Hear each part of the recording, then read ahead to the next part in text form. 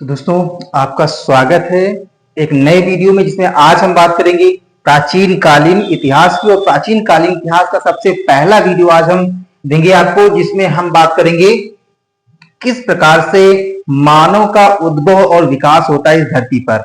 इस चीज के बारे में हम अच्छी तरीके से पढ़ेंगे। ठीक है, तो भारत जो हम ये संसार है, संसार में किस प्रकार से मानव का पदार्पण होता है इसके बारे में हम बात करेंगे। ठीक है, देखिए अगर हम बात करेंगे इतिहास की, इतिहास का जो पिता है उसको हेरोडोटस को माना जाता है। तो सबसे पहला क्वेश्चन ये है कि इतिहास का पिता किसे माना जाता है, तो हेरोडोटस को माना जाता है। ठीक है, ये चीज याद रखना आपको।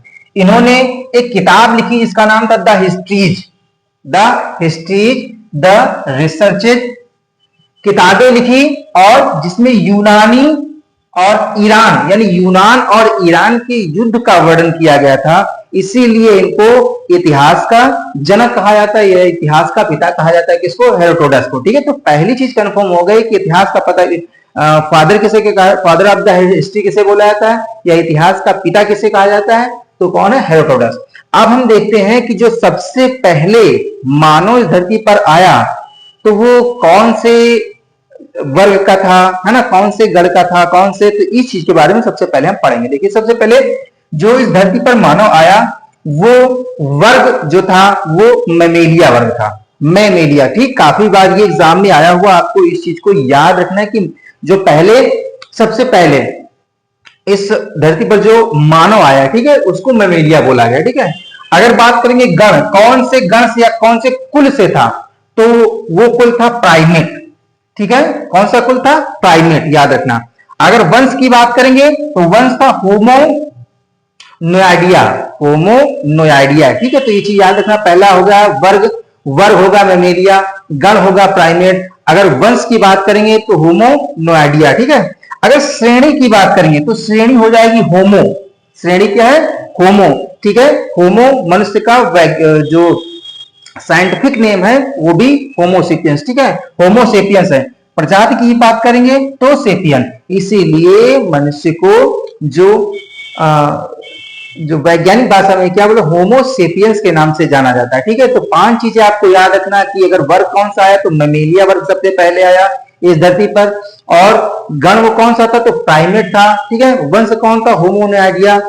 फिर श्रेणी कौन थी? होमो, और प्रजाति कौन थी? सेपियन। ठीक है, तो ये 5 चीजें आपको याद रखनी।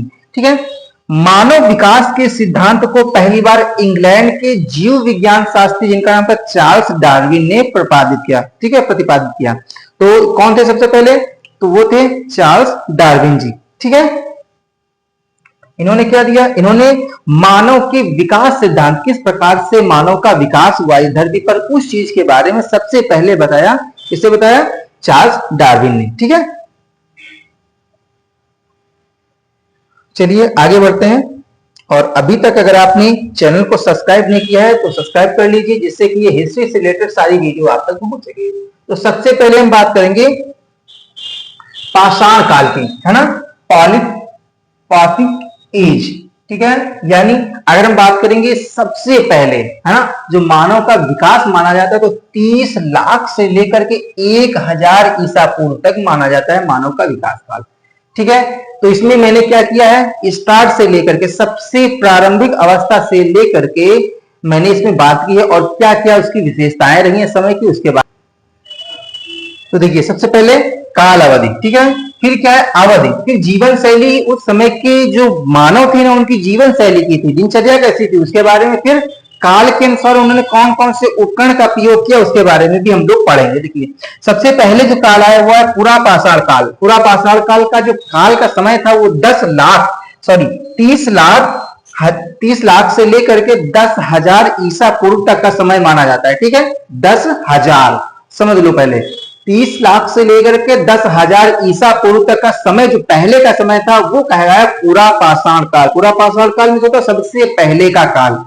और इस समय के जो लोग थे उनकी जीवन शैली थी, वो आखेट करते थे, यानी शिकार करते थे, और खाद्य संग्रह करते थे, यानी जो भोजन होता था उसको क्या करते थे, उसको एकत्रित करने का काम करते थे।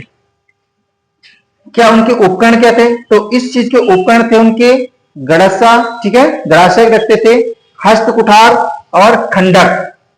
ये कुछ उनके इंपॉर्टेंट औजार थे। ठीक है, नंबर 2 पर कौन सा था? तो मध्य पाषाण काल। मध्य पाषाण काल कब से माना जाता है? तो 9000 ईसा पूर्व से लेकर के 4000 ईसा पूर्व तक का समय जो कहलाया वो कहलाया मध्य पाषाण काल। और मध्य पाषाण काल में लोगों को जो जीवन शैली थी उसमें आखेट यानी शिकार करना, है ना, और दूसरा क्या था? पशुपालन, यानी पशुपालन करना। उन्होंने मध्यकाल में पशुपालन करना सीख लिया था और सबसे पहले जो उन्होंने कुत्ता पाला था। ठीक है, क्यों कुत्ता पाला था? क्योंकि कुत्ता क्या होता था? शिकार करने में सहायता प्रदान करता था। ठीक है, इसके साथ साथ उन्होंने सूक्ष्म पाषाण, पहले जो औजार थे वो उसमें कौन सा गड़ासा था? ये किसी पत्थर के बने होते थे। हस्त कुठार था, खंडक था, विदारणी थी, फलक उपकरण थे, है ना, इस प्रकार के पत्थर के उपकरण थे। लेकिन मध्य पाषाण काल आते आते जो उपकरण हुए वो सूक्ष्म औजार में परिवर्तित हो गए और उनके आगे, है ना, उनके आगे जो है कुछ चीजों को, नुकीली चीजों का भी प्रयोग किया जाता था। उसके पश्चात में आया समय नवपाषाण का। नवपाषाण काल का समय जो माना जाता है वो 4000 ईसा पूर्व से लेकर के 1000 ईसा पूर्व तक माना जाता है। ठीक है, जिसमें धीरे धीरे मनुष्य को जब ज्ञान हो गया तो खाद का उत्पादन, यानी जो खाद्य सामग्री थी उस खाद्य सामग्री का उत्पादन करना भी उसने प्रारंभ कर लिया और सबसे पहली जो चीज उसने उगाई वो जौ उगाई। ठीक है, उसके पश्चात में अन्य जो अनाज थे उन्होंने उन अनाजों को उगाना प्रारंभ कर दिया। ठीक है, उपकरण किस प्रकार से हो गए? तो उपकरण हो गए पालिशदार उपकरण, है ना, बहुत ही नुकीले और पालिशदार उपकरणों का प्रयोग मानव करने लगा। तो इस प्रकार से धीरे धीरे करके विकास की अवस्था देख रहे हैं कि मनुष्य विकास के काल में चलने लगा और अपने औजारों में, अपने खान पान में, अपने दिनचर्या में सुधार करने लगा। ठीक है, तो सबसे पहले देखिए पाषाण काल में और इंपॉर्टेंट चीजें क्या है जहां से क्वेश्चन पूछे जाते हैं। तो वायसराय लॉर्ड कैनिंग के शासन काल में, लॉर्ड कैनिंग जब यहां पर वायसराय लॉर्ड कैनिंग थे, उनके शासन काल में 1861 ईस्वी में मैंने बताया था कि पुरातात्विक विभाग की स्थापना की। अगर ये चीज आपको नहीं पता है तो आप पहले जो सिंधु घाटी सभ्यता का जो काल है उसमें जो मैंने वीडियो बनाया उस पर आप उसको देखेंगे तो उसमें मैंने फुल डिटेल से चर्चा की कि कब ये जो पुरातात्विक विभाग की स्थापना हुई, किसने स्थापना की और सबसे पहले जो खोज की गई उन खोजों का जनक किसे कहा जाता है। ठीक है, तो 1861 ईस्वी में जब पुरातात्विक विभाग की स्थापना हुई उस समय जो शासन काल था यहाँ पर वो अंग्रेजों का शासन काल चल रहा था और वायसराय यहाँ के थे लॉर्ड कैनिंग।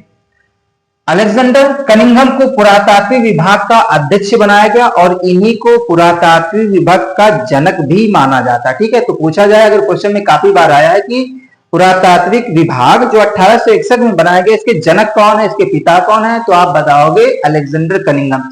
लेकिन अगर पूछा जाएगा कि खोजों के जनक कौन है ना, पुरातात्विक खोजों के जनक, खोज सबसे पहले किसने की? तो रॉबर्ट ब्रूसफुट। ठीक है, याद रखना। दूसरे व्यक्ति आए रॉबर्ट ब्रूसफुट ने 13 मई 1863 ईस्वी में एक स्थान है मद्रास में, एक स्थान है जिला चिंगलपुट, है ना, मद्रास चेन्नई के निकट, उन्होंने पल्लवरम नामक स्थान से जो कि तमिलनाडु में है, यहां से हस्त कुठार की खोज की, है ना, हस्त कुठार की खोज की। तो इनको पता लगा कि पाषाण काल में ये जो औजार है ये पाषाण काल का है और पाषाण काल के जो मानव थे वो इस प्रकार के हस्त कुठारों का प्रयोग करते थे। तो सबसे पहले किसने इस चीज की खोज की? रॉबर्ट ब्रूसफुट ने। कहां खोज की थी? तो तमिलनाडु में, है ना, एक स्थान था पल्लवरम, वहां पर खोज की थी। रॉबर्ट ब्रूसफुट को पुरातात्विक खोजों का जनक माना जाता है। ठीक है, तो ये इंपॉर्टेंट क्वेश्चन है, आपको ये चीजें याद रखनी है कि रॉबर्ट ब्रूसफुट को पुरातात्विक खोजों का जनक माना जाता है और पुरातात्विक विभाग का जनक माना जाता है अलेक्जेंडर कनिंघम को। ठीक है, फिर 1982 ईस्वी में अरुण सोनकिया ने क्या किया? हथनौरा, एक स्थान है हथनौरा जो कि मध्य प्रदेश में पड़ता है, वहां होशंगाबाद यानी नर्मदा नदी के किनारे एक मादा कंकाल तंत्र की खोज कर ली। ठीक, एक मादा कंकाल तंत्र था, उसकी खोज की और उससे पता लगाया गया कि ये जो मादा कंकाल तंत्र की जो अवशेष हैं वो तो 1982 ना 1982 दोस्तों, यहाँ पर 1882 ईस्वी में अरुण सोनकिया जी ने हथनौरा, मैंने बताया कि मध्य प्रदेश जो कि होशंगाबाद में पड़ता है, नर्मदा नदी के किनारे मादा कंकाल के अवशेष का पता लगाया और इससे पता चला ये जो अवशेष है वो पाषाण काल का अवशेष है। ठीक है, और आगे देखते हैं। अब हम देख लेंगे यहां से क्वेश्चन बनता है, तो इस चीज को हम अच्छी तरीके से पढ़ लेते हैं और कंफ्यूजन भी दूर कर लेते हैं कि जो भारत का इतिहास है, प्राचीन भारत का इतिहास है, उस इतिहास को कितने भागों में बांटा गया और इसे क्या कहा जाता है। ठीक है, चलिए देखिए, जो प्राचीन कालीन का इतिहास है ना, वो 3 भागों में बांटा गया है। पहले हम सबसे पहले वाली चीज को बोलते हैं प्राग ऐतिहासिक काल। ठीक है, कौन सा? प्राग ऐतिहासिक काल। दूसरा कौन सा है? आग ऐतिहासिक काल। ठीक है, और तीसरा है ऐतिहासिक काल। ठीक है, तो भारतीय इतिहास को 3 भागों में बांटा गया है। इस चीज को आप याद रखना, ये समझने में, जब आगे का आप हिस्ट्री पढ़ेंगे ना, तो समझने में आपको बहुत ही आसानी देगा। देखिए, पहली चीज मैंने बताया कि पहला जो काल है, सबसे प्रारंभिक काल को प्राग ऐतिहासिक काल कहा जाता है और प्राग ऐतिहासिक काल 2 भागों में बांटा गया। पहले को बोलते हैं पाषाण काल और दूसरे को बोलते हैं ताम्र पाषाण काल। जब तांबे की खोज कर ली गई, उसके बाद औजारों में तांबे का प्रयोग किया गया, नुकीले धारदार हथियार बनाए गए, जिससे कि शिकार करना और खेती करना बहुत आसान हो गया, तो उस काल को बोला गया ताम्र पाषाण काल। और इस चीज को के बारे में हम लोग बहुत ही डिटेल से पढ़ेंगे। तो पहला हो गया, यानी प्रागैतिहासिक काल कितने भागों में बटा हुआ है? 2 भागों में। ठीक है, अभी पढ़ेंगे इसको। अच्छा, ये बताइए प्रागैतिहासिक काल होता क्या है?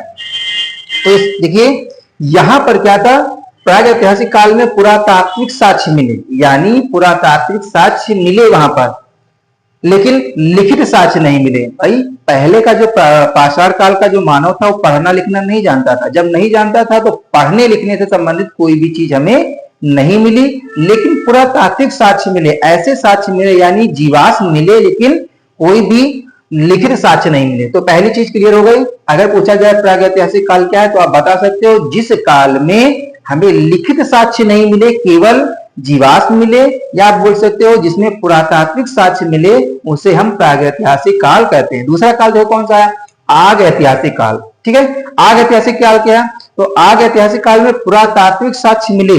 पुरातात्विक साक्ष्य यानी जो जीवाश्म थे वहां पर मिले, यानी कहने का अर्थ वहां पर कहीं पर मूर्ति मिल गई, कहीं पर मटके मिल गए, कहीं पर आभूषण मिल गए, तो ये सभी चीजें अवशेष मिले।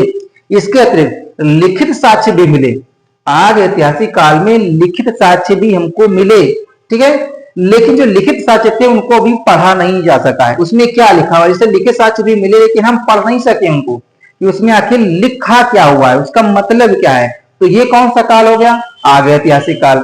ऐतिहासिक काल क्या है? तो ऐतिहासिक काल में, ऐतिहासिक काल को 3 भागों में बांटा गया। एक तो प्राचीन कालीन इतिहास, मध्यकालीन इतिहास और आधुनिक इतिहास। और इसी क्रम में हम इस इतिहास को, यानी हिस्ट्री को कंप्लीट भी करेंगे और आपको लास्ट तक लेकर जाएंगे। पूरी इतिहास आपकी कंप्लीट करवाएंगे, टॉपिक के साथ में, पिक्चर के साथ में समझा करके। ठीक है, तो जो ऐतिहासिक काल है 3 भागों में बांटा हुआ, प्राचीन काल, मध्यकाल और आधुनिक काल। इसमें क्या था? इसमें पुरातात्विक साक्ष्य मिले, है ना। इसके साथ साथ में लिखित साक्ष्यों को भी, लिखित साक्ष्य भी मिले और लिखित साक्ष्यों को हम लोगों ने पढ़ा भी, जाना भी।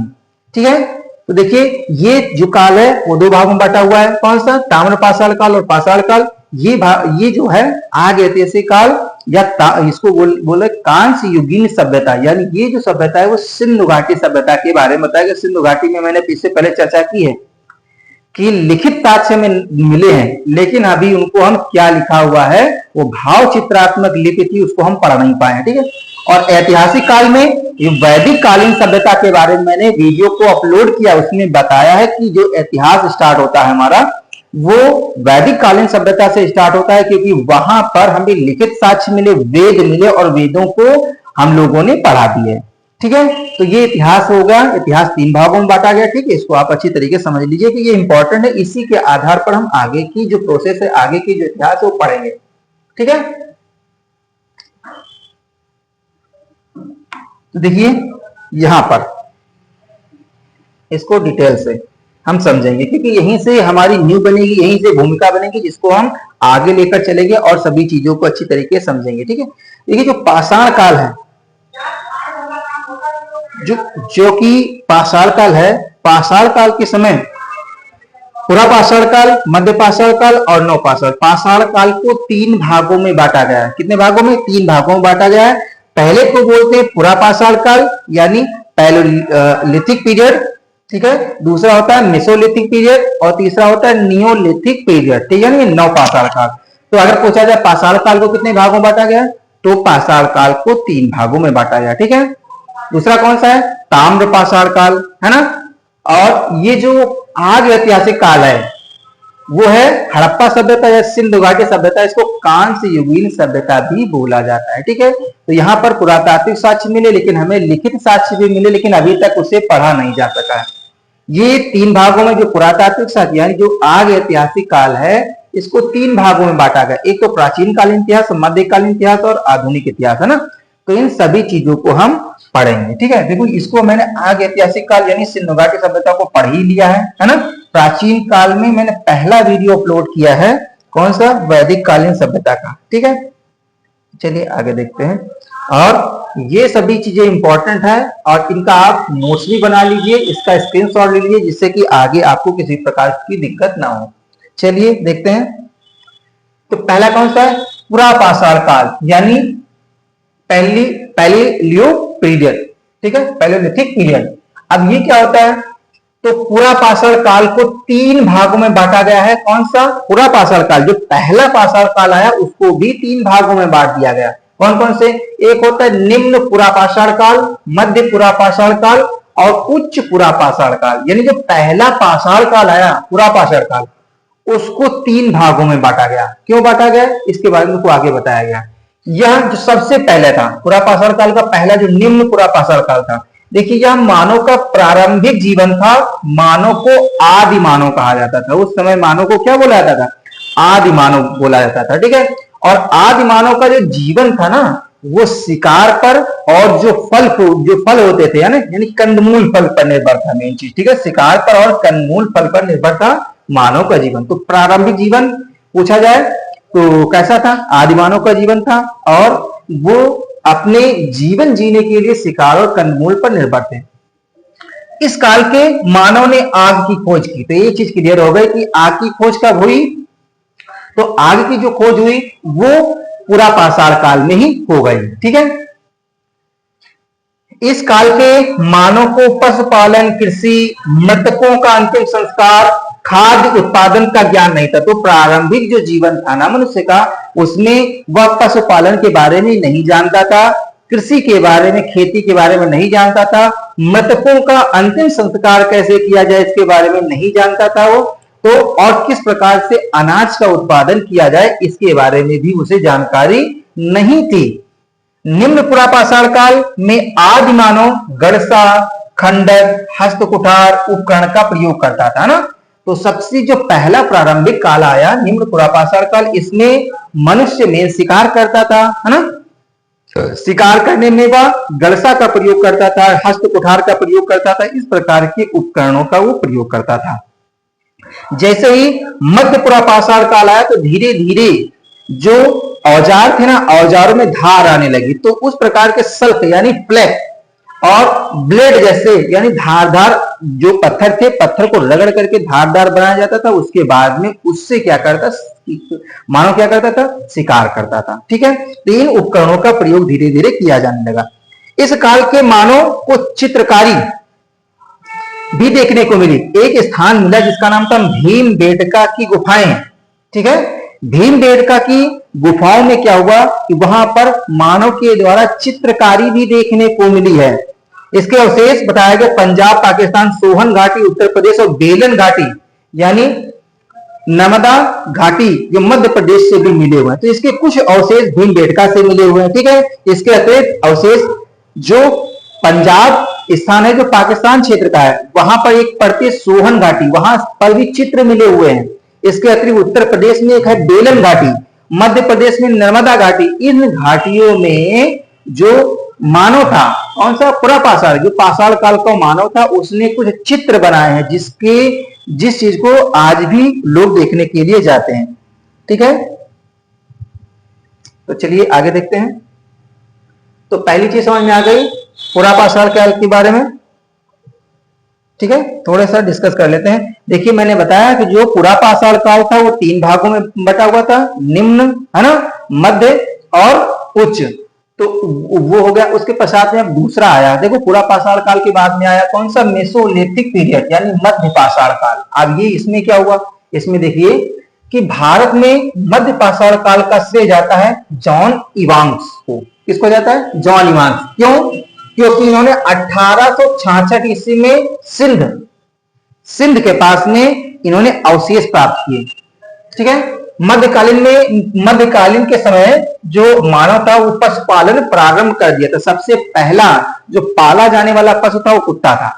तो देखिए अगर पूरा पाषाण काल की बात करेंगे तो वहां पर आगे का आविष्कार हुआ, लेकिन जैसे ही मध्य पाषाण काल आया, मध्य पाषाण काल में वो जो मानव था ना, वो अपनी रक्षा के लिए कुत्ते को पालना यानी पशुपालन करना धीरे धीरे प्रारंभ कर दिया उसने। ठीक है, पशुपालन के साक्ष्य कहां मिले, तो आजमगढ़, है ना, मध्य प्रदेश के आजमगढ़ और राजस्थान के बागौर से मिले। ठीक है, मध्य प्रदेश में आजमगढ़ पड़ता है, वहां से, और कहीं पर आदमगढ़ भी लिखा हुआ, तो आदमगढ़ या फिर आजमगढ़ और राजस्थान के बागौर से साक्ष्य मिले हुए, जिसमें पता चला कि पशुपालन के साक्ष्य मिले हुए हैं। ठीक है, उत्तर प्रदेश के प्रतापगढ़, जो उत्तर प्रदेश है ना, उसके प्रतापगढ़ जिले के सरायनहर, एक स्थान है सरायनहर या दमदमा और महादहा, ये तीन चीजें याद रखना। ठीक है, यहां से इंपॉर्टेंट क्वेश्चन बनते हैं।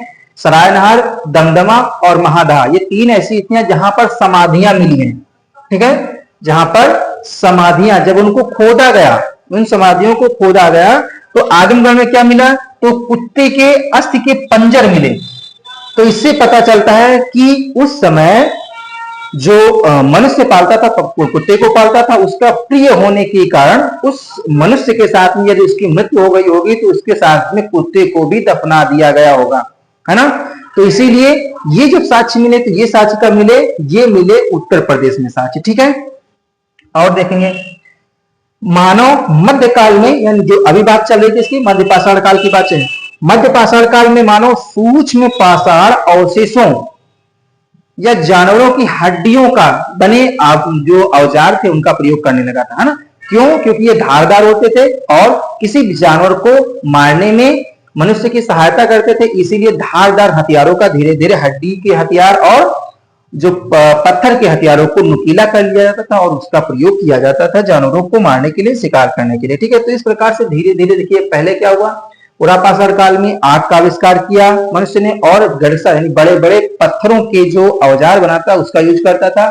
लेकिन मध्य पाषाण काल समय आते आते उसने क्या किया, उसने पशुपालन करना सीख लिया, बहुत से स्थानों से उसके साक्ष्य भी मिले।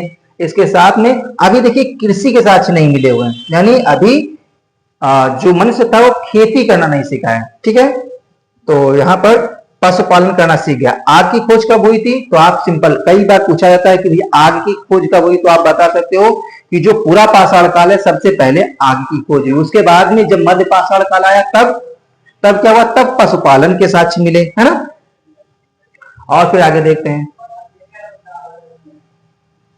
अब देखिए क्या क्या सीखा, देखिए सबसे पहला सीखा कृषि के बारे में, है ना। तो कई बार क्वेश्चन बनता है कि कृषि करना कब प्रारंभ किया मानव ने, तो कब किया, ये नव पाषाण काल, है ना। और इसके पार्ट 2 में आप देखेंगे किस प्रकार से ताम्र पाषाण काल की बात हम अच्छी तरीके से करेंगे। ठीक है, तो गेहूं, जौ, गेहूं, धान, ज्वार, बाजरा और सब्जियों का उत्पादन करना धीरे धीरे उसको सीख गया था। ठीक है, आवास के रूप में क्या, झोपड़ी, बांस के घर और गर्त निवास में निवास करता था। मनुष्य कहां रहता था पाषाण काल का, तो गड्ढे बना करके नीचे रहता था, पासा यानी पत्थरों पर रहता था। बांस से अपना जो पेड़ पौधे थे, है ना, जो बड़े बड़े से पेड़ थे उनमें बांस के फर्चे लगा करके घर बनाता था, उस पर रहता था। समाधान की बात की जाए यानी अंतिम संस्कार की बात की जाए तो दो प्रकार का अंतिम संस्कार उस समय होता था, एक होता था आंशिक और एक होता है पूर्ण।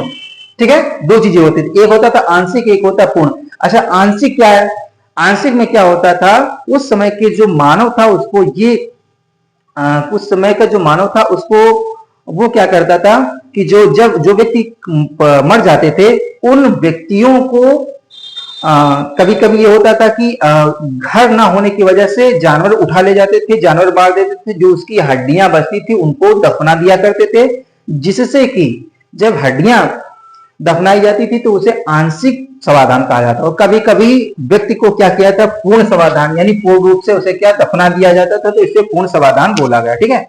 कुंभकारी, कुंभकारी करना प्रारंभ कर दिया था मानव ने। 4 पहिए, है ना, यानी पहिए का आविष्कार कर लिया, है ना। मिट्टी के बर्तनों का आविष्कार कर लिया जिसमें वो भोजन को पकाता था। ठीक है। ये किसकी बात चल रही है, नवपाषाण काल की बात चल रही है। ठीक है। तो 3 हमने बताया था। पहले मैंने बात किया था किसकी, पुरापाषाण काल में, जिसमें मैंने बताया था कि आग का आविष्कार हुआ था पुरापाषाण काल में, और जो बड़े बड़े पत्थर थे उन औजारों का प्रयोग किया था। मध्यपाषाण काल में किस चीज का आविष्कार हुआ, मध्यपाषाण काल में मैंने बताया था कि पशुपालन करना, मनुष्य पशुपालन करना सीखा और जो धारदार नुकीले हथियारों का प्रयोग करना प्रारंभ कर लिया था। नवपाषाण काल आते आते कृषि के बारे में जानकारी मिल गई, आवास बनाने लगा, समाधान के बारे में जानकारी, कुंभकारी के बारे में जानकारी हो गई, है ना, पहिए का आविष्कार किया, मिट्टी के बर्तन का आविष्कार किया। और स्थल, कौन कौन से स्थल खोजे गए जहां पर साक्ष्य मिले। तो देखिए एक स्थान है पाकिस्तान में बलूचिस्तान, है ना, जो बलूचिस्तान में एक स्थान पड़ता मेहरगढ़। मेहरगढ़ में गेहूं, जौ, है ना, और जानवरों के बारे में यहाँ पे साक्ष्य मिले हुए।